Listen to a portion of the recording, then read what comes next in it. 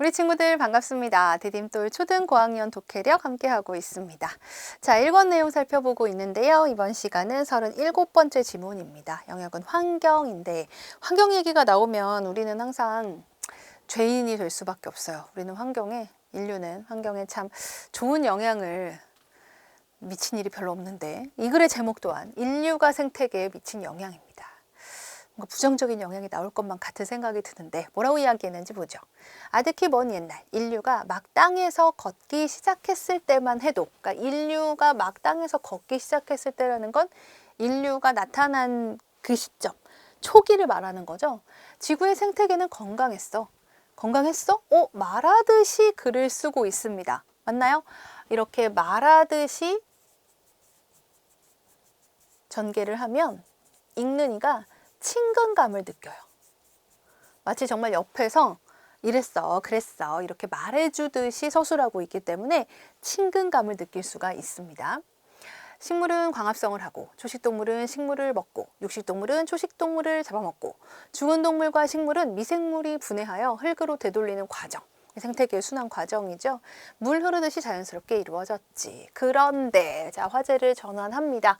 사람들이 불을 피우고 돌을 쪼개서 도구를 만들면서부터 이제 사람들이 뭔가를 이제 활용해서 뭔가를 하면서부터 생태계의 질서가 흐트러지기 시작했어. 사람들은 자연을 정복해야 할 대상으로 보고 끊임없이 파괴했지. 그러니까 사실 생태계가 파괴된 것은 바로 인류가 자연에 대한 생각을 다르게 하기 시작하면서부터네요. 바로 뭐라고? 자연을 정복해야 될 대상이다 라고 생각하면서부터 파괴가 됐다는 거죠. 이 부분에서 과거와의 대비가 나타나 있습니다. 과거에는, 그러니까 인류가 최초로 이 땅에 나타났을 때만 해도 생태계는 건강했는데 인류가 자연을 정복해야 대상으로 보기 시작하면서부터 생태계가 무너지기 시작했다는 거죠. 자, 특히 18세기 산업혁명이 일어난 뒤부터 사람들은 자연으로부터 한 가지라도 더 빼앗기 위해 안간힘을 썼단다. 석탄과 석유 같은 지하자원을 마구 캐냈었고 맑은 공기와 물도 아끼지 않았어. 그러면서 세계 인구는 계속 늘어났고 전보다 몇백 배, 몇천 배 많아진 사람들이 정복이라는 이름으로 자연을 파괴했어. 자, 과거와의 대비인데 이 과거와 지금의 현재가 어떻게 달라졌는지 18세기 이후로 보면서부터는 아주 그냥 그 생태계 파괴가 매우 가속화되었다는 내용이 나오고 있네요. 자, 이어서 볼까요?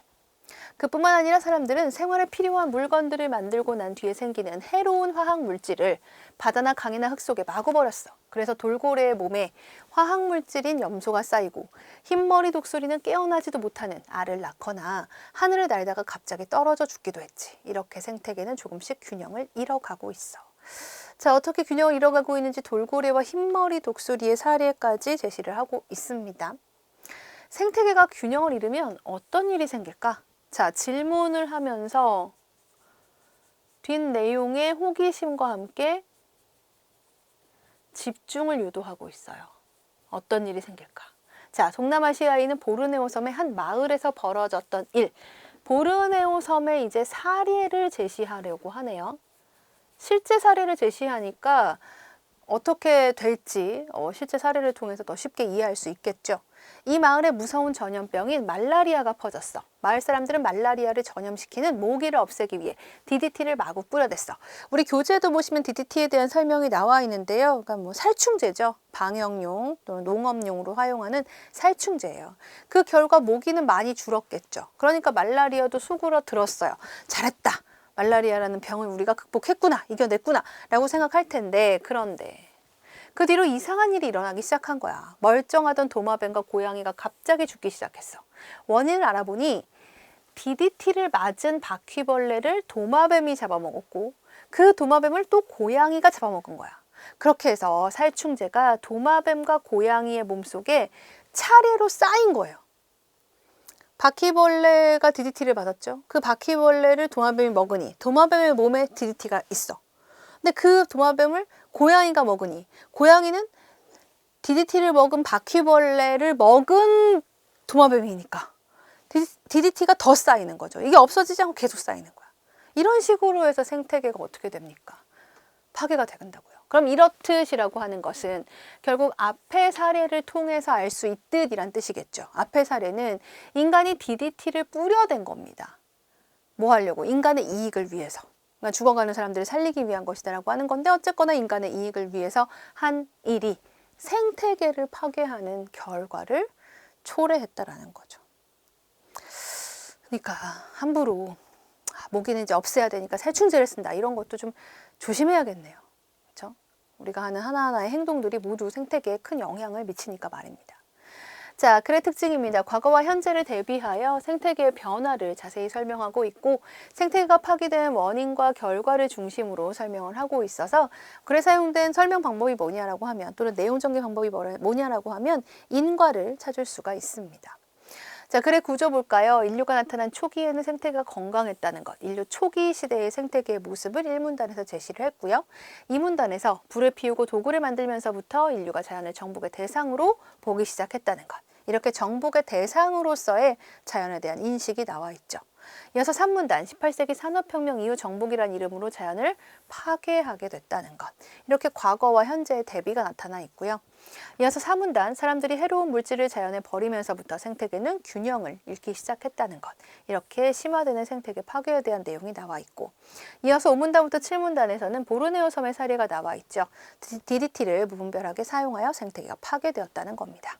이렇게 정복의 대상으로서의 자연과 생태계 파괴 현상에 대한 내용이 나타나 있네요. 자, 그러면 문제 만나볼까요? 이 글의 글쓰기 방법으로 알맞은 것을 보기에서 골라 바르게 묶은 것. 말을 건네는 어투 활용했죠. 그랬어, 그랬는데 이렇게 해서 친근감을 자아내고 있고 자, 통계자료 제시해서 글쓴이의 주장을 강화하고 있다고 했는데 글에 특별히 통계자료가 나와 있지는 않습니다. 구체적인 사례를 열거하여 글쓴이의 생각을 뒷받침하고 있다. 보면 이제 여러 동물들이 목숨을 잃은 것 그리고 대표적인 사례가 보르네오 섬의 사례 나와 있죠. 전문가의 의견을 인용하여 글 내용의 신뢰성을 높이고 있다고 했는데 전문가의 의견을 인용한 부분은 나오지 않습니다. 따라서 바르게 묶은 것을 찾으면 답은 2번 기역과 디귿입니다. 자, 글의 내용과 일치하지 않는 것, 글 내용에서 꼼꼼히 하나하나 따져봐야 한다고 했죠. 자, 아닌 것은 무엇? 5번입니다. 전염병을 고칠 수 있는 약제, 여기서 DDT의 예가 나와 있어요.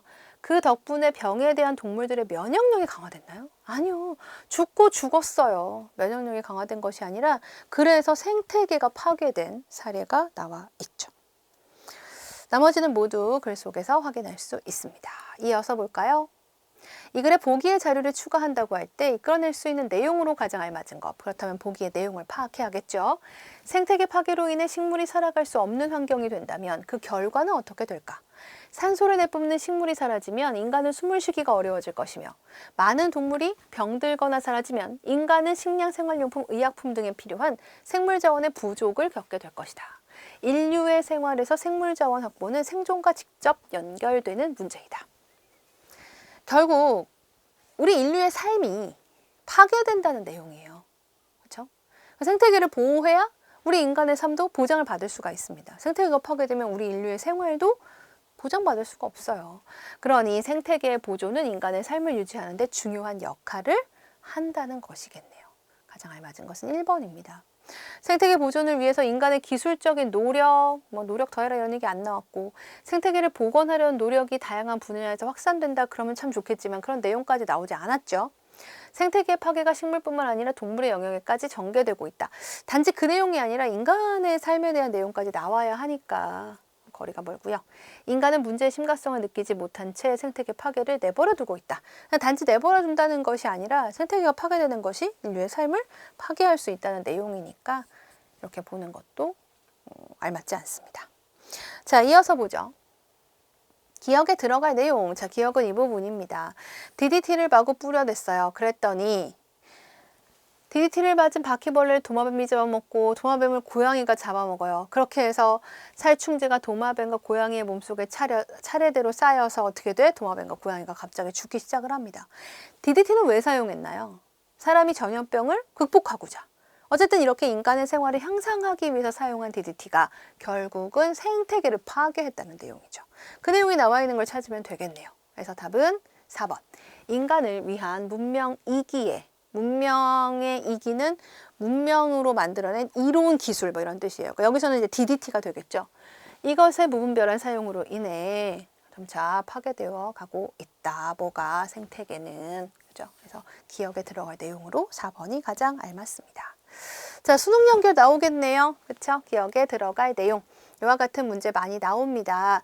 대개 그래서 생략되거나 숨겨진 정보를 묻는 문제에서 나오는 말인데 반드시 그 문장이 아니라 전체의 흐름, 앞뒤 문맥을 통해서 들어갈 내용을 추리하면 돼요. 그러니까 갑자기 지문에 빈칸을 넣어두고 여기에 들어갈 내용이 뭐냐 하는 문제가 나온다는 건 문맥을 통해서 들어갈 내용을 찾을 수 있다는 뜻입니다. 그래서 앞뒤 흐름을 잘 파악하고 있는지 묻는 문제이고요. 수능에는 글의 처음보다는 마지막에 들어갈 내용이 무엇인지를 추리해야 하는 문제가 자주 출제됩니다.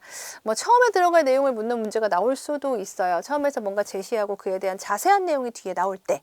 그럼 자세한 내용을 읽고 앞에 들어갈 문장이 뭐냐 이렇게 중심 문장을 찾아내는 문제도 또 나올 수 있죠. 근데 이와 같이 지금까지 이야기한 것을 바탕으로 해서 마지막 결론을 내릴 때 그럴 때는 이제 뒷부분에 결론 내리는 부분을 빈칸으로 넣어두고 앞 내용을 통해서 추리하는 문제가 나옵니다. 어쨌든 문맥을 통해서 확인하면 된다. 자, 이어지는 문제입니다. A와 B의 관계인데 A는 말라리아고 B는 DDT네요. 말라리아를 없애기 위해서 DDT를 활용한 거죠. 때문에 알맞은 것은 A를 없애기 위해서는 B가 필요하다가 가장 알맞습니다. 자, 한 줄로 요약 한번 해볼까요? 인류가 시작되었을 때에는 생태계가 어땠다고요? 건강했다고 했죠? 인류가 자연을 무슨 대상?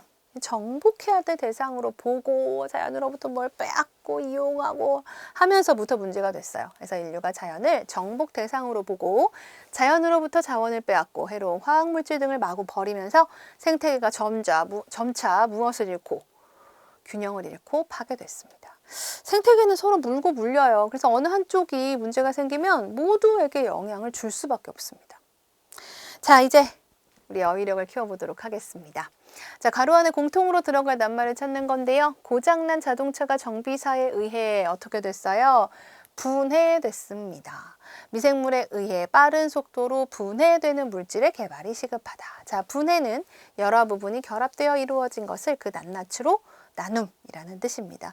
낱말 뜻이 교재에는 나와 있지 않을 거예요. 여러분의 이해를 돕기 위해서 넣어드렸으니까 여러분도 활용하시면 좋겠습니다. 자, 원작을 번역하는 무엇? 이것이 끝나면 바로 과정이에요. 곧 연습을 시작한다. 환자를 옮기는 과정에서 병세가 악화되는 경우가 있다. 과정은 일이 되어가는 경로라는 뜻이고요. 자, 그는 벌써 출발했으리라 짐작되었다. 형은 짐작대로 이미 도서관에서 공부하고 있었다. 짐작, 사정이나 형편 따위를 어림잡아 헤아림이란 뜻입니다. 이어서 전염병에 이것을 알기 위해 노력하였다. 원인이에요. 원인을 알기 위해 노력하였다.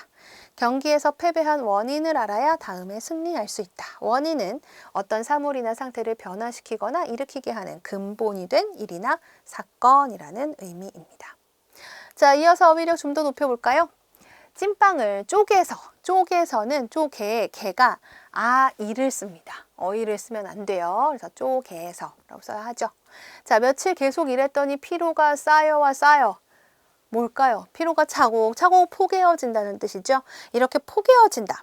즉 여러 개의 물건을 겹겹이 포개어 얹어놓다라는 뜻의 낱말은 쌓다예요. 그래서 쌓여가 맞습니다. 자, 이 쌓여 기본형은 싸다인데요. 싸다는 물건 값이나 비용이 낮다라는 뜻도 있고 또 싸다라는 낱말 가운데는 물건을 보이지 않게 씌워 가리거나 둘러 말다라는 뜻을 가진 싸다도 있습니다. 어쨌든 이 문장에는 어울리지 않죠.